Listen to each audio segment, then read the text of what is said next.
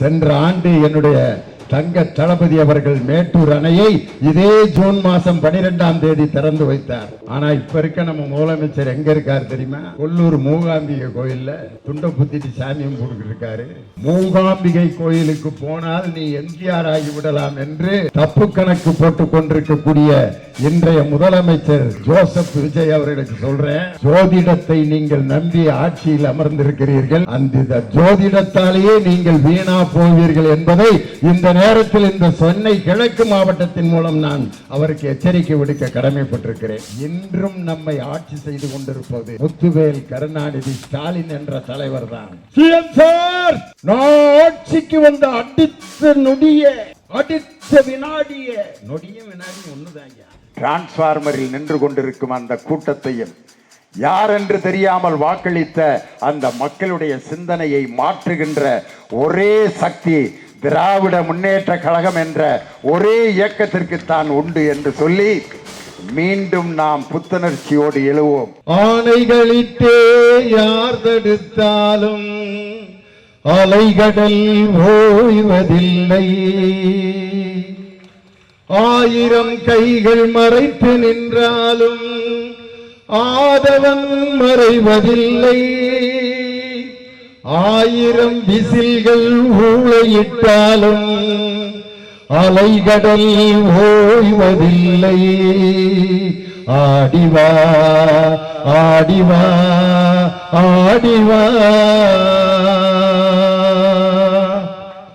என்றும் உற்சாகத்தோடு இயங்கும் ஒரே இயக்கம் திராவிட முன்னேற்ற கழகம் என்பதை நிலைநாட்டி காட்டிக் கொண்டிருப்பது சென்னை கிழக்கு மாவட்டம். அதன் மாவட்ட கழகத்தின் செயலாளர் எந்த நாளும் சுறுசுறுப்போடு ஆட்சியில் இருந்தாலும் இல்லாவிட்டாலும் மக்கள் பணியே மகேசன் பணி என்று மக்கள் பணி ஆற்றிக் கொண்டிருக்கக்கூடிய என் அருமை அண்ணன் மாவட்ட கழகத்தின் செயலாளர், என்னாலும் நமக்கு அமைச்சர் அருமை அண்ணன் PK சேகர் பாபு அவர்களுக்கும், இதுவரைக்கும் நாம் பார்த்த சட்டமன்ற உறுப்பினர்களில் ஒரு கோபமே வராத ஒரு சட்டமன்ற உறுப்பினர் என் தம்பி ஜோசப் சாமுவேல் தான். ஒரு மீட்டிங்ல முன்னால ஒரு ஆள் தண்ணியா போட்டு அவ்வளவு ரகலை பண்றான். இவர் வந்து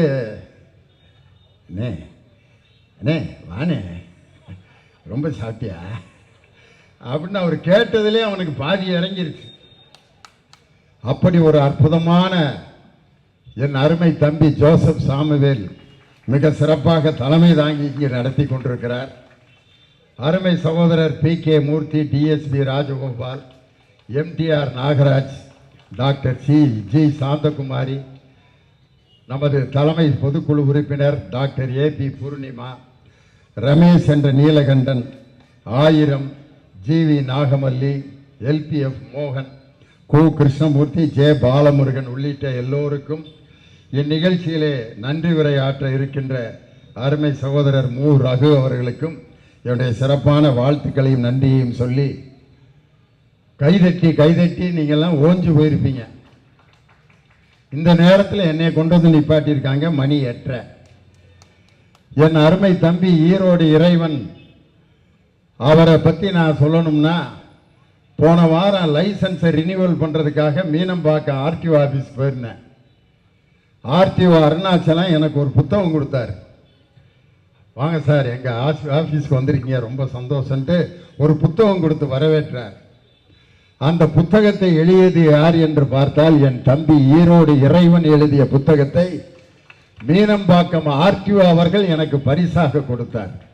அப்படிப்பட்ட ஒரு எழுத்தாளர், பேச்சாளர், சிறந்த சிந்தனையாளர் என் அருமை தம்பி ஈரோடு இறைவன் 20 நிமிஷத்தில் முடிச்சிட்டார். என் தம்பி கரூர் முரளி மாதிரிலாம் நான் பேசுறேன்னா என்னை ஆஸ்பத்திரியில் தான் அட்மிட் பண்ணணும். இருமி மூக்கில் டியூபை சொருகி நல்லா தான் இருந்தார் இல்லையோ, நீ முரளி மாதிரியே பேசணும்னு சத்தம் போட்டு இப்படி ஆயிட்டாரேன்ட்டு.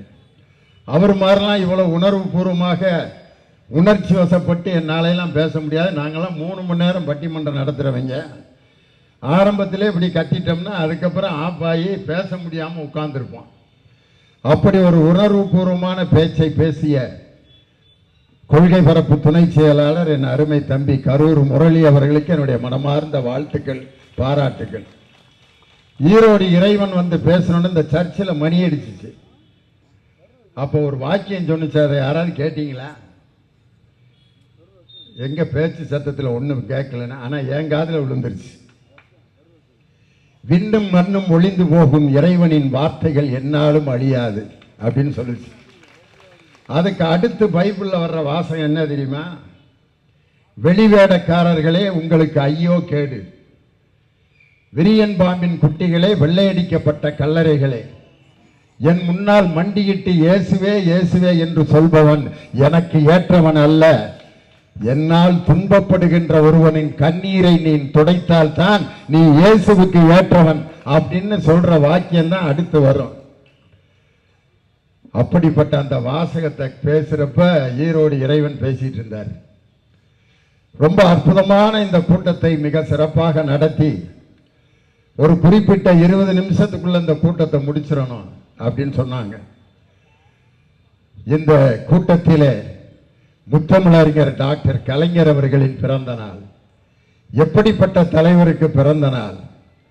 என் உயிரினும் மேலான அன்பு உடன்பிறப்புகளே, தமிழர்களே தமிழர்களே, நீங்கள் என்னை கடலில் தூக்கி போட்டாலும் கட்டுமரமாகத்தான் மிதப்பேன், அதில் ஏறி நீங்கள் பயணம் செய்யலாம், கவிழ்ந்து விட மாட்டேன் என்று சொன்ன ஒரு அற்புதமான தலைவனுக்குத்தான் இன்று பிறந்த நாள். தலைவருடைய பிறந்த நாள் இன்னைக்கு கொண்டாடும் பொழுது எங்கள் தங்கம் என்ற படத்திலே எம்ஜிஆர் அவர்கள் ஒரு பாட்டு பாடுவார். நான் செத்து பொழைச்சவன்டா, யமனை பார்த்து சிரிச்சவன்டா. அதுல ஒரு வரி வரும், ஒரு ஸ்டான்ஸா. ஓடும் ரயிலை இடைமறித்து அதன் பாதையில் தனது தலை வைத்து உயிரையும் துரும்பாய் தான் மதித்து தமிழ் பெயரை காத்த கூட்டம் இது. பரம்பரை ரத்தம் உடம்பிலடா, அது முறுக்கேறி கிடப்பது நடம்பிலடா. கொடுத்ததை கொடுத்தால் புரியுமடா, உன் இடுப்பை ஒடித்தால் தெரியுமடா. எனக்கு பிடிச்ச வரி, வாளை போல வெட்ட வெட்ட முளைத்து சங்கு போல சுட சுட வெளுத்து வளர்ந்த கூட்டமடா, என்றும் தோல்வி இல்லையடா, நான் செத்து பொழைச்சவன்டா. அந்த பாட்டுல ஓடும் ரயிலை இடைமறித்து அதன் பாதையில் தனது தலை வைத்து உயிரையும் துரும்பாய் தான் மதித்து தமிழ் பெயரை காத்த கூட்டம் இது. பரம்பரை ரத்தம் உடம்பிலடா, அது முறுக்கேறி கிடப்பது நடம்பிலடா. வாளை போல வெட்ட வெட்ட முளைத்து சங்கு போல சுட சுட விழுத்து மிக சிறப்பாக வளர்ந்து வரும் கூட்டம் திராவிட முன்னேற்ற கழகம் என்று அன்னைக்கு மக்கள் திலகம் எம்ஜிஆர் அவர்கள் எங்கள் தங்கம் படத்துல பாடினார். இன்னைக்கு நம்ம தலைவருடைய பிறந்த நாளை நம்ம கொண்டாடிக்கிட்டு இருக்கோம். தலைவரிடம் கேட்டார்கள், ஒரு தோல்வி அடைந்த நேரத்தில் நீங்கள் தோல்வியை பார்த்து வேதனைப்படுகிறீர்களா என்று கேட்டவுடன் என் தலைவன் சொன்ன பதில், ஒரு தாய் தன் குழந்தையை தூக்கி கொஞ்சிக் கொண்டிருக்கும் பொழுது அந்த குழந்தை அந்த தாயின் முகத்தில் சிறுநீர் கழித்து விடுவாள். அதற்காக அந்த தாய் குழந்தையை தூக்கி போடுவதில்லை, அந்த சிறுநீரை துடைத்துவிட்டு மீண்டும் மார்பில் எப்படி அணைத்துக் கொள்வாளோ அதுபோல தோல்வியை எனக்கு மக்கள் கொடுத்தாலும் அவர்களை தொடர்ந்து அணைத்துக் கொண்டிருப்பேன் என்று சொன்ன தலைவர் முத்தமிழறிஞர் டாக்டர் கலைஞர். இன்னைக்கு எப்படியப்பட்ட தலைப்பு கொடுத்திருக்காருப்பாங்க அண்ணன், அருமையான தலைப்பு. அது முதன்மைக்கு முதன்மையானவர், முத்தமிழின் இதயமானவர், இயல் இசை நாடகம் என்ற 3 தமிழிலும் முத்தாய்ப்பு பதித்த ஒரே தலைவர் முத்தமிழறிஞர் டாக்டர் கலைஞர் என்ற அன்பு தலைவர். இன்னைக்கு ஜூன் மாதம் 12ஆம் தேதி எல்லாருக்கும் ரொம்ப ஞாபகமான ஒரு நாள்.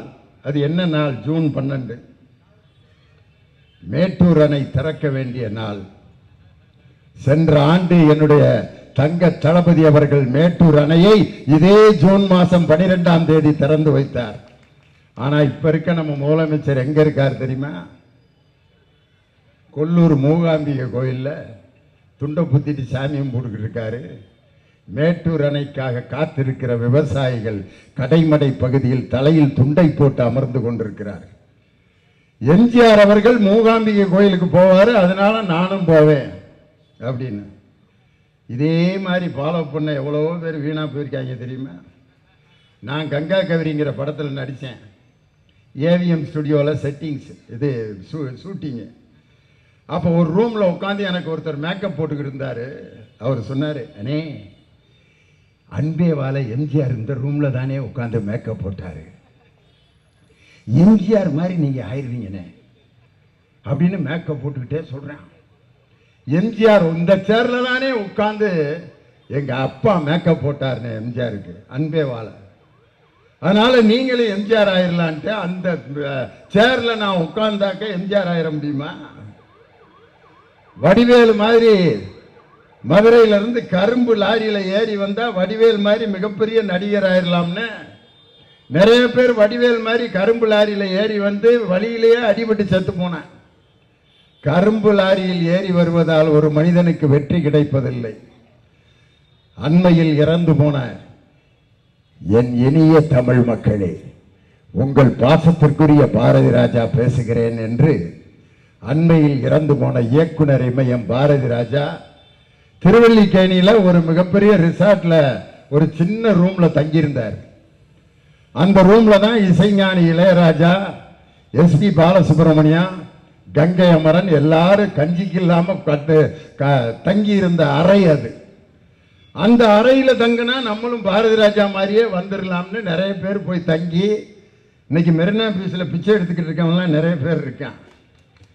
மூகாம்பிகை கோயிலுக்கு போனால் நீ எம்ஜிஆர் ஆகிவிடலாம் என்று தப்பு கணக்கு போட்டுக் கொண்டிருக்கக்கூடிய இன்றைய முதலமைச்சர் விஜய் அவர்களுக்கு, ஜோசப் விஜய் அவர்களுக்கு சொல்றேன், ஜோதிடத்தை நீங்கள் நம்பி ஆட்சியில் அமர்ந்திருக்கிறீர்கள். அந்த ஜோதிடத்தாலேயே நீங்கள் வீணா போவீர்கள் என்பதை இந்த நேரத்தில் இந்த சென்னை கிழக்கு மாவட்டத்தின் மூலம் நான் அவருக்கு எச்சரிக்கை விடுக்க கடமைப்பட்டிருக்கிறேன். இதுவரைக்கும் அவர் நெத்தியில கருப்பு பொட்டு வச்சு பார்த்துருக்கீங்களா ஐயா? பொட்டு யாரு ஐயா சொல்லியிருக்காரு, ஜோசியக்காரர், பொட்டு வைங்க. வலது கையில சிவப்பு கயிறு, நெத்தியில கருப்பு பொட்டு. அப்போது கூட எங்கள் திராவிட முன்னேற்ற கழகத்தின் கருப்பு சிவப்பை தான் இன்னைக்கு முதலமைச்சர் பொட்டாகவும் கையில கயிறாகவும் கட்டியிருக்கார். இப்படிப்பட்ட ஒரு கேடுகட்ட ஆட்சி நடத்தி கொண்டிருக்கக்கூடிய நேரத்தில் இப்பொழுதும் தமிழகத்தை ஆட்சி செய்து கொண்டிருப்பவர் முத்தமிழறிஞர் டாக்டர் கலைஞர் என்ற அற்புதமான தலைவர். எப்படி முதலமைச்சர் சிங்கப்பெண் அதிரடி படை இன்னைக்கு தொடங்கி வைக்கிறாரு. தொடங்கி வச்ச அடுத்த நாள்ல இன்னைக்கு காலையில பாத்தீங்கன்னா ஆலந்தூர்ல ஒரு உடற்பயிற்சியாளர், அதாவது மிகப்பெரிய உடற்பயிற்சி நிபுணராக இருக்கக்கூடிய ஒரு பெண்ணுக்கு அந்த உடற்பயிற்சி கூடத்தை நடத்துகின்ற ஒருவன் பாலியல் வன்கொடுமை செய்திருக்கிறார். சிங்கப்பெண் அதிரடிப்படை தொடங்கிய அடுத்த நாள். ஆனால் அந்த சிங்கப்பெண் அதிரடிப்படையில் அங்கே அட்டென்ஷன்ல நிற்கக்கூடிய அந்த காவல்துறை அதிகாரிகள், பெண்கள் காவல்துறையில் நிற்கும் போதெல்லாம் யாரை நினைத்து கொண்டு அவர்கள் நின்று கொண்டிருக்கிறார்கள் என்றால், ஆண்களுக்கு நிகராக பெண்களை காவல்துறையில் பணியாற்ற வைத்த ஜீவோல கையெழுத்து போட்ட எங்கள் தலைவர் ஆட்சி செய்து கொண்டிருக்கிறார். இன்னைக்கு சிங்கப்பெண் அதிரடி படைக்கு அச்சாரமிட்டவர் நம் முத்தமிழறிஞர் டாக்டர் கலைஞர். இயல் மட்டுமல்ல, இசையிலும் அற்புதமான தலைவர் நம்முடைய தலைவர். நாடகத்தில் அவர் எழுதிய வசனங்கள், மந்திரி குமாரியில பாத்தீங்கன்னா அந்த வில்லன் கடைசியா வந்து எல்லா குற்றங்களையும் செஞ்சுட்டு நிற்பார். அப்ப கேட்பாங்க, உன்னுடைய கடைசி ஆசை என்ன? எப்பயும் தூக்கு தண்டனை போடுறதுக்கு முன்னாடி ஒருத்தன்ட்ட கேட்பாங்க. நம்பாலும் ஒருத்தன்ட்ட இப்படித்தான் கேட்டாங்க, உன்னுடைய கடைசி ஆசை என்ன? 3 நாட்டுக்காரனுக்கு தண்டனை கொடுத்துட்டாங்க. அமெரிக்காக்காரன்கிட்ட கேட்குறாங்க, உன் கடைசி ஆசை என்ன? நான் இறந்தவுடன் ஆபிரகாம் லிங்கன் சமாதிக்கு பக்கத்தில் என்னை புதைக்கணும் அப்படின்னு அமெரிக்காக்காரன். ரஷ்யாக்காரன்ட்ட கேட்டாங்க, நீ இறந்தவுடன் உன் கடைசி ஆசை என்ன? அவன் சொன்னான், நான் இறந்தவுடன் லெனின் கல்லறைக்கு பக்கத்தில் என்னை புதைக்கணும். நம்பால் எந்திரிச்சான், உன்னுடைய கடைசி ஆசை என்ன? நான் இறந்தோன்ன நீதிபதியோட சமாதிக்கு பக்கத்தில் என்னை புதைக்கணும்ட்டான். உடனே வக்கீல் சொன்னாரு, டே அவர் இன்னும் உயிரோடு இருக்க, அவர் எப்போ சாவாரோ அது வரைக்கும் என்னை உயிரோட வச்சிருங்கன்ட்டான். எப்படிப்பட்ட ஆள் பாருங்க. அதே மாதிரி மந்திரி குமாரியில அந்த கடைசியாக வில்லனிடம் கேட்பாங்க கேள்வி, உன் கடைசி ஆசை என்ன? என் கடைசி ஆசை அப்படின்னா எல்லாம் வாயை பார்த்துக்கிட்டே இருப்பான், நாடே நாசமாகட்டும் அப்படிமா. இன்னைக்கு முதலமைச்சருடைய முதல் ஆசையும் கடைசி ஆசையும் அதுதான், நாடே நாசமாகட்டும் என்று இன்று அவர்களை தேர்ந்தெடுத்து இன்னைக்கு அமர்ந்திருக்கிறோம். இன்னைக்கு அவர் கேட்டார், அமைச்சர்களுடைய பெயர்களை எல்லாம் வரிசையாக சொன்னால் எங்கள் மாவட்ட கழகத்தின் செயலாளர் அண்ணன் 10 லட்சம் கொடுப்பாரு.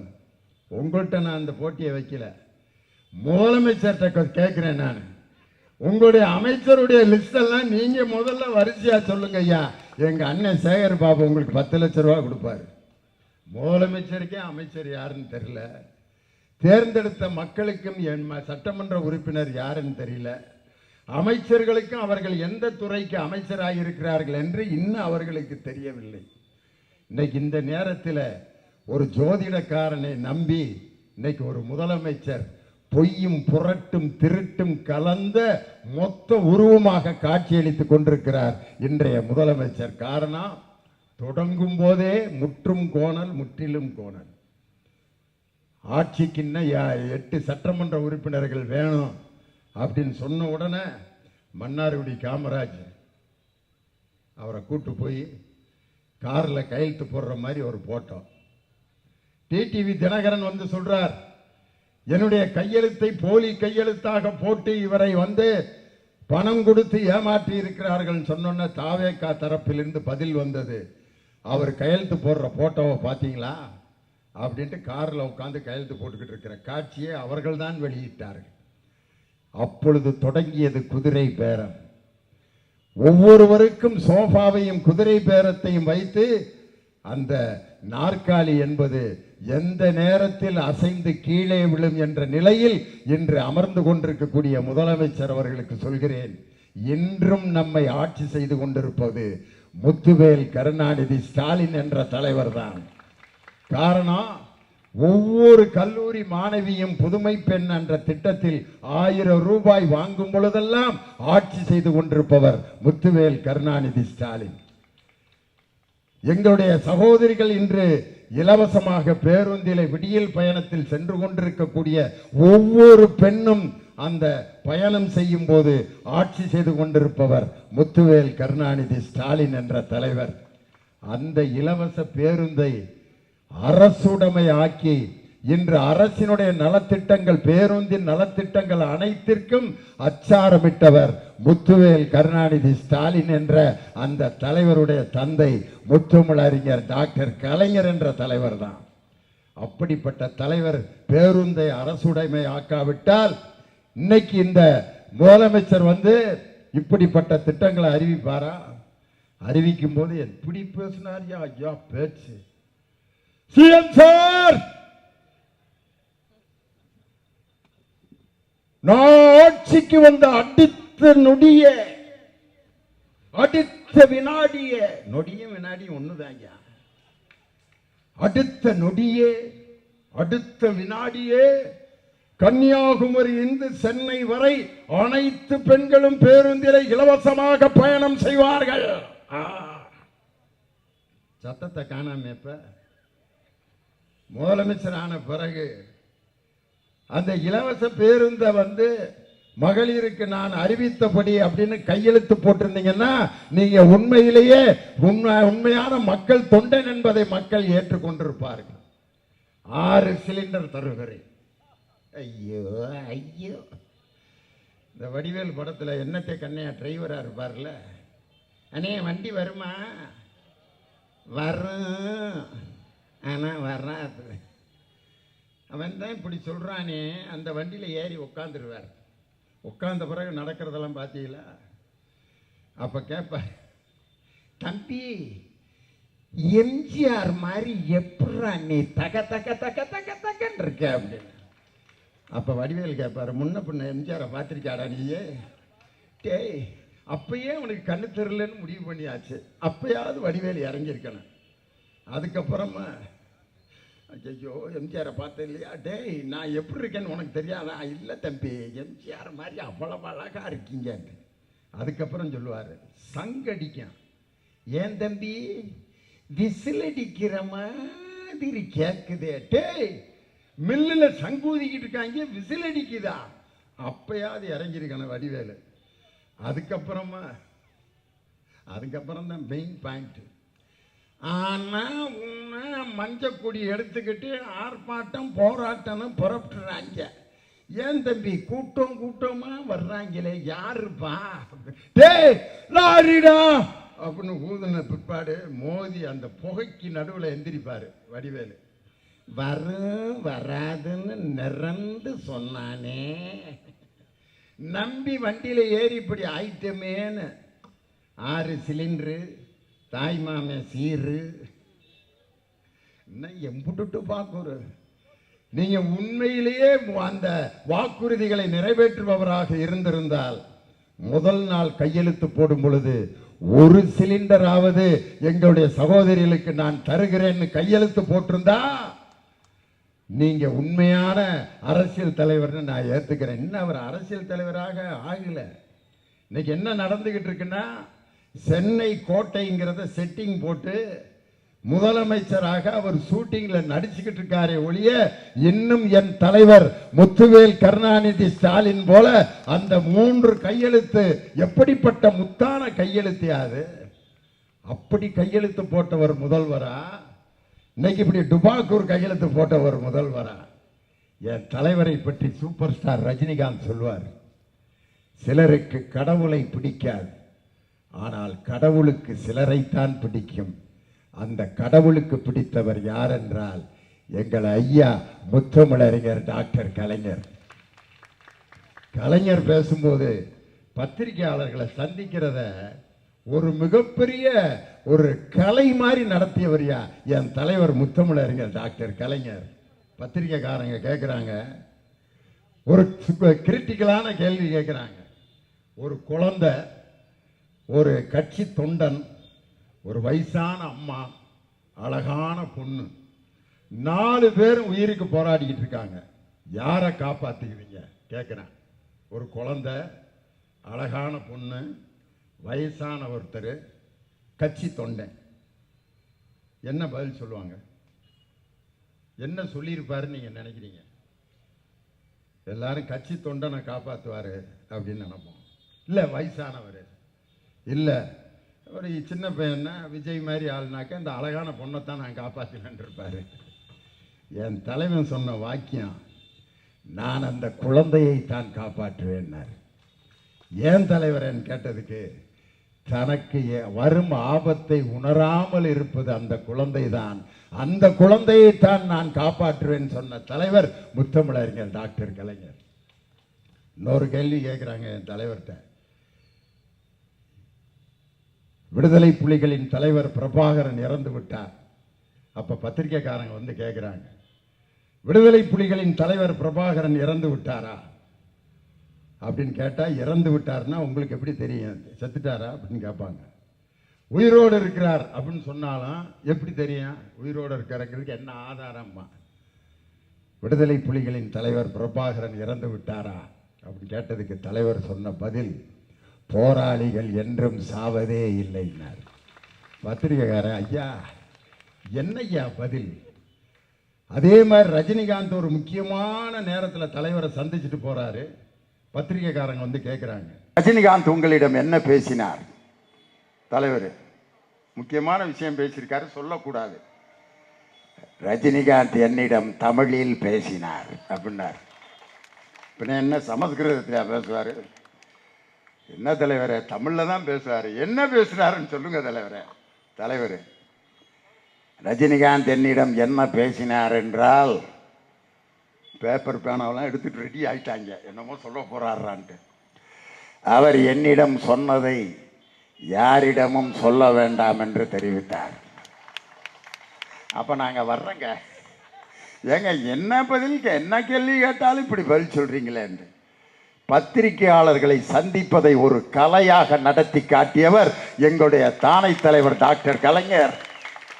இன்னைக்கு ஏர்போர்ட்ல சிஎம் சார் கொஸ்டின்ஸ் அது கொஸ்டினான்னு கூட திருப்பி கூட பார்க்கல, எல்லாம் எழுதி எழுதி மடியில் வச்சுக்கிட்டே இருக்காங்க இந்த பத்திரிகைக்காரங்க எல்லாம்.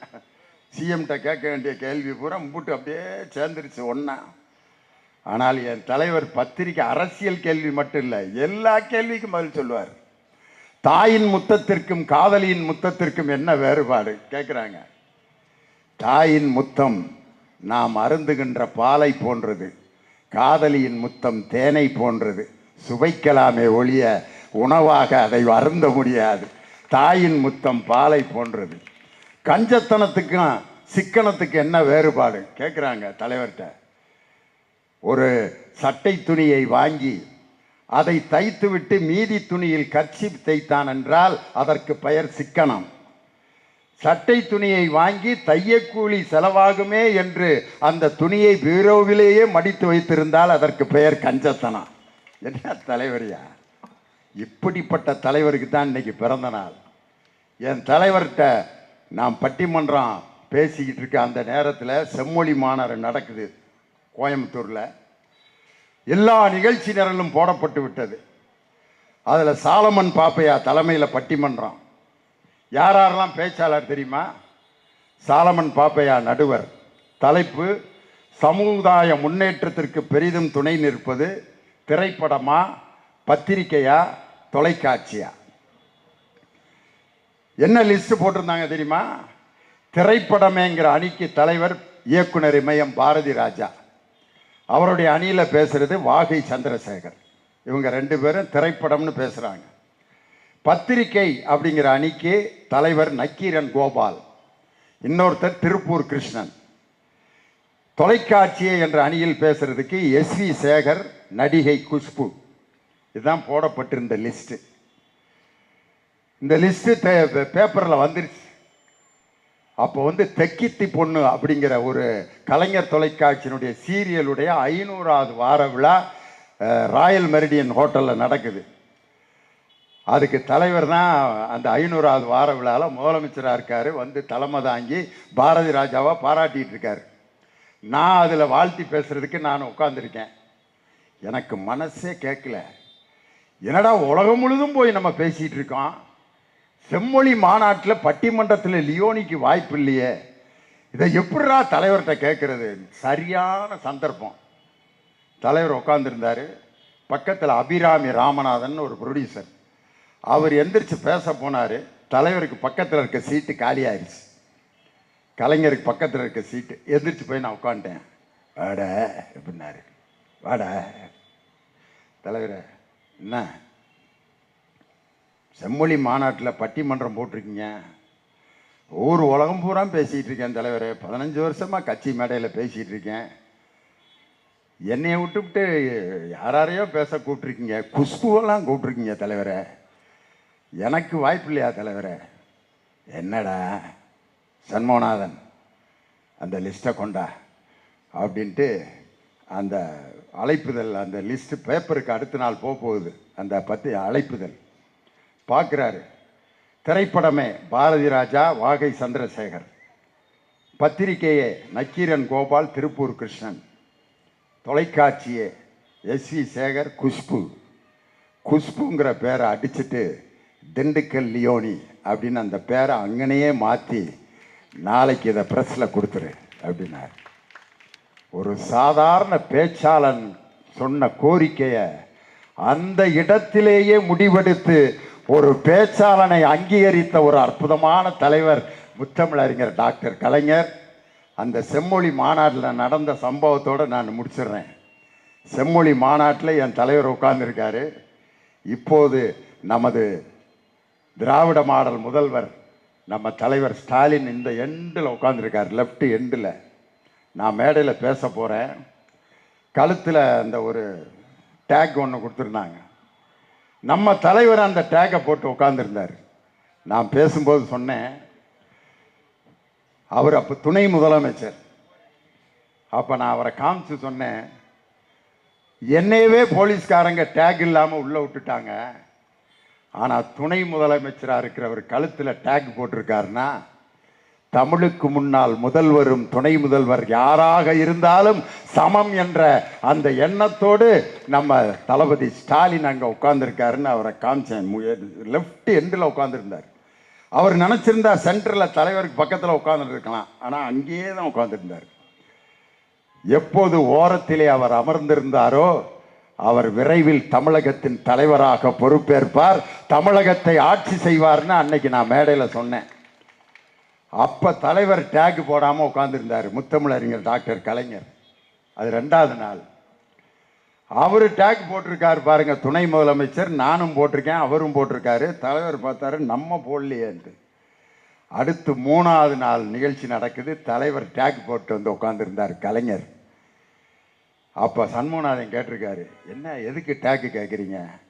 அவன் லியோனி நேத்தே சொன்னான், தமிழின் முன்னால் முதல்வராக இருந்தாலும் துணை முதல்வராக இருந்தாலும் சமம், அதனால தான் நம்ம தளபதி ஸ்டாலின் டேக் போட்டிருக்காரு. நாளைக்கு நான் போடலைன்னா என்னையும் எங்கேயாவது மேடையில் சொல்லிவிடுவான், அதனால் அந்த டேக் எடுத்து நானும் போட்டுக்கிறேன்னு சொல்லி முதலமைச்சராக இருந்த நம் தலைவர் அந்த செம்மொழி மாநாட்டினுடைய டேகை அணிந்து கொண்டு அன்னைக்கு நடந்த தமிழ்த்தாய் வாழ்த்து மேடையில் பாடப்படும் பொழுது பக்கத்திலே குடியரசுத் தலைவராக இருந்த பிரதிபா பாட்டீல் தமிழ்த்தாய் வாழ்த்துக்கு எழுந்து நின்றார். தமிழ்த்தாய் வாழ்த்துக்கு குடியரசுத் தலைவரை எழுந்து நிற்க வைத்த தமிழ்த்தாய் வாழ்த்தை உருவாக்கிய தலைவர் முத்தமிழறிஞர் டாக்டர் கலைஞர். அந்த தமிழ்த்தாய் வாழ்த்துக்கு 3வது இடம். முதல் பாட்டு வந்தே மாதரம். யார் யார் வரிசையில் நின்னா தெரியுமா? தகைசால் தமிழர், காதர் மைதீன் ஐயா, எழுச்சி தமிழர் எல்லாம் வந்தே மாதரம். தமிழ்த்தாய் வாழ்த்துதான் முதலில் பாடப்பட வேண்டும் என்று சட்டமன்றத்திலே அதை நிலைநாட்டி காட்டிய வீரமிக்க ஒரு தலைவர் முத்துவேல் கருணாநிதி ஸ்டாலின். அந்த துணிச்சல் இல்லாமல் இன்னைக்கு பார்த்தீங்கன்னா காங்கிரஸ் முதுகில் குத்திருச்சுன்னு என் தம்பி முரளி உண்மையிலே இறங்கி அடிச்சிருப்பார் போல இருக்கு. அந்த கோபம். ராகுல் காந்தி அவர்கள் பாராளுமன்றத்தில் ஒரு சம்பவம் பண்ணார் பார்த்தீங்களா? திடீர்னு நரேந்திர மோடி அவர்களை எந்திரிச்சு போய் கட்டி பிடிச்சு, எதுக்குடா அவருக்கு பிரதமரை போய் எதிர்கட்சி தலைவர் போய் கட்டி பிடிக்கிறாரு? கட்டி பிடிச்சி முத்தம் கொடுத்துட்டு இருந்தா அப்படின்னு ஒரு கண்ணடிச்சார். அப்போவே முடிவு பண்ணிட்டேன், இவர் எல்லா மாநிலத்திலையும் நரேந்திர மோடியை ஜெயிக்க வைக்கிற வேலையை இவர் தான் பார்ப்பாருங்க. அதான் நடந்தது. பீகாரில் தேஜஸ்ரீ யாதவுக்கு கடைசி வரை ஒத்துழைப்பு கொடுக்காமல் அந்த முதலமைச்சராக இன்னைக்கு பிஜேபி இன்னைக்கு அங்கே முதலமைச்சராக இருப்பதற்கு காரணம் ராகுல் காந்தி. மகாராஷ்டிராவிலும் மேற்கு வங்காளத்திலும் மம்தா பானர்ஜிக்கு கடைசி வரை ஒத்துழைப்பு கொடுக்காமல் இன்று பிஜேபி ஆட்சி செய்கிறது என்றால் அதற்கு காரணமும் ராகுல் காந்தி. இது மாதிரி பலவித உத்தரப்பிரதேசத்தில் முலாயம் சிங் யாதவருடைய அவருக்கு எந்த விதமான ஒத்துழைப்பும் கொடுக்காமல் பிஜேபி அங்கே ஆட்சி செய்வதற்கு காரணமும் ராகுல் காந்தி. ஆனால் அந்த ராகுல் காந்தியை தான் காங்கிரஸே முன்மொழியாமல் இருந்த சமயத்தில் பிரதமர் வேட்பாளர் என்று அறிவித்த முதல் தலைவர் நம் தலைவர் முத்துவேல் கருணாநிதி ஸ்டாலின். உடனே அவர் அதுக்கு பரிசா கோயம்புத்தூரில் பிரச்சாரம் பண்ணிட்டு இருக்கும்போது வண்டியை விட்டு இறங்கி ஓடி ஒரு பேக்கரியில் கேக்கெல்லாம் வாங்கி கொண்டு வந்து, I don't have elder brother, I don't have elder brother, Stalin is my elder brother அப்படின்னு சொல்லி கட்டி பிடிச்சி முத்தம் கொடுத்த அந்த காட்சியெல்லாம் எங்கேயா போச்சு? இப்படி முதுகில் குத்திய காங்கிரஸ் கூட்டணி கட்சிகள் எல்லாம் தனியாக விட்டு விட்டு போனாலும், எப்படி அனைத்து கபடி பிளேயர்களும் அவுட் ஆனாலும் ஒரே ஒருத்தன் மட்டும் இறங்கி மற்ற கபடி எதிர்க்கு அணியில் இருக்கும் அனைத்து கபடி பிளேயர்களையும் அவுட் ஆக்கி தனித்தா ஒரு விளையாட்டு வீரன் எப்படி வெற்றி பெறுவானோ, கூட்டணி கட்சிகள் கைவிடப்பட்டாலும் கடைசி வரை ஒரே ஒரு தலைவனால் இருந்து எங்கள் தளபதி மு க ஸ்டாலினும் என் தம்பி உதயநிதி ஸ்டாலினும் தனித்து நின்று உள்ளாட்சி மன்ற தேர்தலிலும் இடைத்தேர்தலிலும் உதயசூரியனை உதிக்க வைப்பது உறுதி உறுதி உறுதி என்று சொல்லி ஒரு பெண் இன்றைய முதலமைச்சரை பார்த்துட்டேன் அப்படின்னு அழுதுச்சு. அந்த சகோதரியை நான் ஐஏஎஸ் படிக்கிறதுக்கு என் மக ஐஏஎஸ் படிச்சிருச்சு அப்படின்னு சொல்லி அழுக வைக்கணும். ஒரு நடிகரை பார்த்து விட்டேன் அன்று அழுத அந்த சகோதரியை என் மகள் ஐஏஎஸ் படிக்க வைத்தேன் என்று அந்த கண்ணீரை வரவழைக்க வேண்டும். டிரான்ஸ்ஃபார்மர்ல நின்று மீட்டிங் கேட்கிறான் பாரு என் தம்பி, அவனை திராவிட முன்னேற்ற கழகத்தின் அறிவுபூர்வமான இந்த கூட்டத்திற்கு வரவழைப்பதுதான் இனி திராவிட முன்னேற்ற கழகத்தினுடைய வேலை. கிரீஸ் தடவிய அந்த பில்லர்ல ஏறி அவரை தொட்டால் போதும் என்று கிரீஸ் தடவுற அந்த பில்லர்ல ஏறி கீழே விழுந்தானே, அந்த சகோதரனை தட்டி எழுப்பி கலைஞரின் பேச்சையும் திராவிடத்தின் சிந்தனைகளையும் கேள் என்று அவனை அழைத்து வருவதுதான் இனி எங்களுடைய வேலை. இப்படி டிரான்ஸ்ஃபார்மரில் நின்று கொண்டிருக்கும் அந்த கூட்டத்தையும் யார் என்று தெரியாமல் வாக்களித்த அந்த மக்களுடைய சிந்தனையை மாற்றுகின்ற ஒரே சக்தி திராவிட முன்னேற்ற கழகம் என்ற ஒரே இயக்கத்திற்கு தான் உண்டு என்று சொல்லி மீண்டும் நாம் புத்துணர்ச்சியோடு எழுவோம். அருகம்புல்லை தீ வைத்து கொளுத்தினாலும் அந்த சாம்பலை உரமாக்கி கொண்டு மீண்டும் எப்படி அருகம்புல் மீண்டும் தளிர்த்து வருமோ அதுபோல நம்மை எரித்த அந்த சாம்பலை வைத்து உரமாக்கி மீண்டும் புத்துணர்ச்சி அடையக்கூடிய இயக்கம் திராவிட முன்னேற்ற கழகம். தலைவரின் பெயரால் உறுதி எடுப்போம். அடுத்த தேர்தலில் உதயசூரியனை மீண்டும் உதிக்க வைக்கும் வரை நாம் யாரும் ஓய மாட்டோம் என்று சொல்லி உங்களிடமிருந்து விடைபெறுகிறேன். நன்றி, வணக்கம். டாக்டர் கலைஞர், தளபதி மு.க. ஸ்டாலின், இளைய தலைவர் உதயநிதி ஸ்டாலின், திராவிட முன்னேற்ற கழகம்